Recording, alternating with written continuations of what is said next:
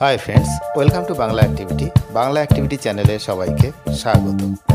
এই ভিডিওতে আমরা একটি গুরুত্বপূর্ণ বিষয় দেখব যে পশ্চিমবঙ্গ সরকার সুপ্রিম কোর্টের গাইডলাইন মেনে সময় মতো ডিএ প্রদান না করার জন্য কোর্ট অবমাননা অর্থাৎ আদালত অবমাননার যে মামলা করা হয়েছে তার প্রত্যক্ষ প্রমাণ এবং আমরা দেখব কেস ডিটেলস।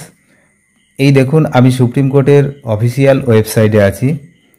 ভারতের সর্বোচ্চ ন্যায়ালয় সুপ্রিম কোর্ট তার অফিসিয়াল ওয়েবসাইটে রয়েছি। এখানে এই অফিসিয়াল ওয়েবসাইট খুললে এখানে বেশ কিছু জিনিসপত্র আপনারা দেখতে পাবেন।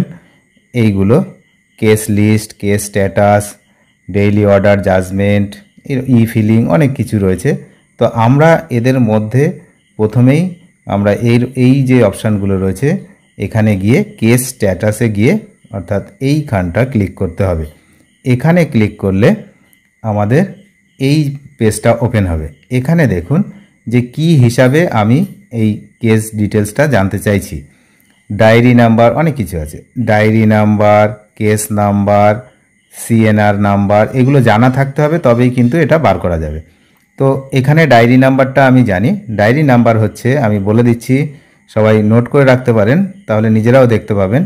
সেটা হচ্ছে 3535252 35252 হচ্ছে এই আদালত অবমাননার যে মামলা তার হচ্ছে ডায়েরি নাম্বার।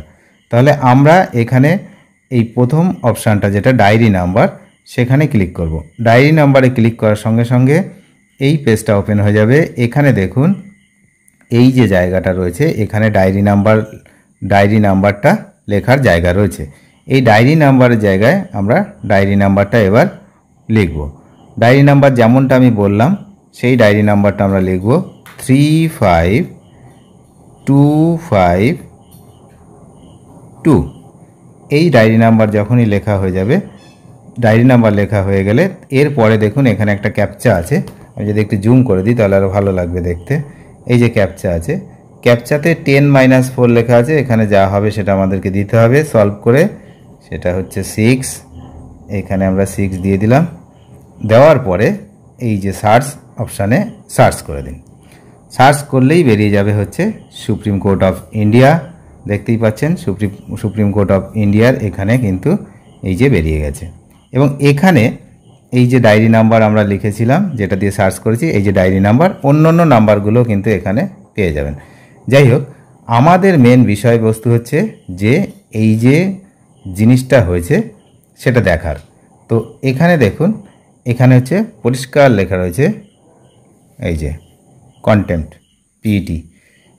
এখানে কার সঙ্গে কারা করেছে, পিটিশনার কারা না, confederation of state government employees West Bengal, এরা হচ্ছে petitioner.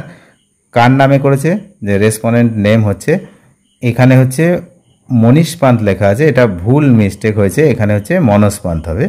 R IAS chief secretary and ANR, এখানে স্ট্যাটাসটা পেন্ডিং রয়েছে। এবার এখানে যে ভিউ অপশান আছে, এই ভিউ অপশানে যদি আমরা ক্লিক করি তাহলে এখানে আমরা ভিউটা দেখতে পাবো। এই হলো অরিজিনাল যে বিষয়টা, সেটা সবার সামনে আমি রাখলাম, আপনারা নিজেরাও চেক করে দেখতে পারবেন। এই কখন হয়েছে, 2 তারিখে, অর্থাৎ আজ কিন্তু এটা ফাইল হয়েছে 4:30 সময়। আজ ঠিক বিকাল 4:30 সেই সময় কিন্তু এই কেস ফাইল হয়েছে। সেকশন রয়েছে এখানে, সেকশন নাম্বারটাও লেখা আছে। আচ্ছা, কন্টেম্পট নাম্বার সব লেখা। এই যে এখানে দেখতে পাচ্ছেন এই হচ্ছে সিএনআর নাম্বার, এটা দিয়েও কিন্তু কেস যে স্ট্যাটাস সেটা সার্চ করা যায়। এই সিএনআর নাম্বারটাও এখানে রয়েছে। আচ্ছা, এই হলো ব্যাপার। পিটিশনার কে না সেটা এখানে রয়েছে, confederation of state government employees West Bengal. আর রেসপন্ডেন্ট হচ্ছে এখানে মনোজ পান্থ হবে, এটা মনীষ পান্থ হয়ে গেছে ভুল করে। তো এই আর পিটিশনার অ্যাডভোকেট যেটা রয়েছে সেটা হচ্ছে শেখর কুমার, ইনি হচ্ছেন আইনজীবী শেখর কুমার। তো এই হলো বিষয়। এই কেস স্ট্যাটাসে যদি আমরা দেখি যে এখানে যে মিস্টেকটা হয়েছে সেটা তো আমি আগেও বললাম যে এটা মনোজ পান্থ হবে, এখানে মনীষ পান্থ লেখা রয়েছে।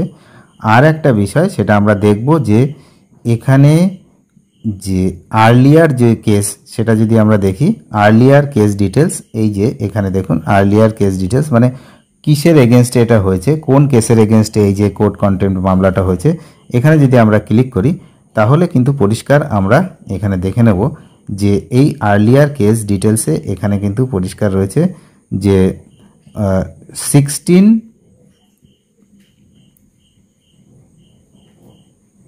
এই যে 16/5/2025 যে অর্ডার, সেই অর্ডারের এগেনস্টে কেসটা হয়েছে 16/5/2025।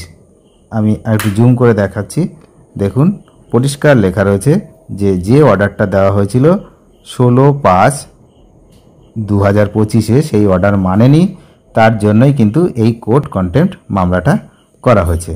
তাহলে এই হলো বিষয়, যেটা পরিষ্কার দেখিয়ে দিলাম আপনাদের যে কি বিষয়, কেসটা কোর্ট কন্টেম্প্ট মামলা যে হয়েছে সেটা পরিষ্কার, ডায়েরি নাম্বারও আমি বলে দিলাম, আর সমস্ত কিছু দেখিয়ে দিলাম, আপনারা নিজেরাও দেখে নিতে পারবেন।